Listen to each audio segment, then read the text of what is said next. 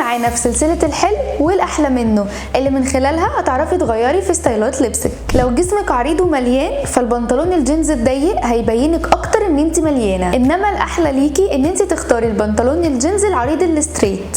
والالوان الحلوه ليكي الازرق الغامق، الاسود او الرمادي. الفساتين اللي فيها نقشات كبيره او المشجره او الستان بيكون شكلها حلو قوي وحيوي، لكن اللي لازم تعرفيه ان اي لبس مشجر بيديكي حجم اكبر، انما الاحلى ان انت تبدلي الدريسات المنقوشه بالدريسات الساده او القطن، وخصوصا اننا داخلين على فصل الصيف فانت محتاجه تجددي من ستايلك. والالوان اللي بتدي حيويه الاصفر الكناري، الفوشيا، الاخضر. نيجي بقى للشميزات.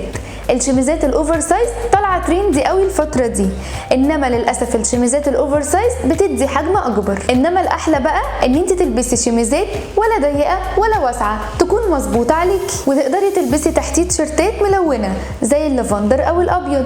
كمان التيشرتات المخططه بتليق جدا على البنطلون القماش اللي رجله واسعه. ولو عندك مناسبه فالحلو بقى ان انت تلبسي هيلز او صندل ملون، لكن الاحلى ان انت تلبسي هيلز مربعه من قدام وكعبها متوسط، بتكون شيك جدا ومريحه قوي.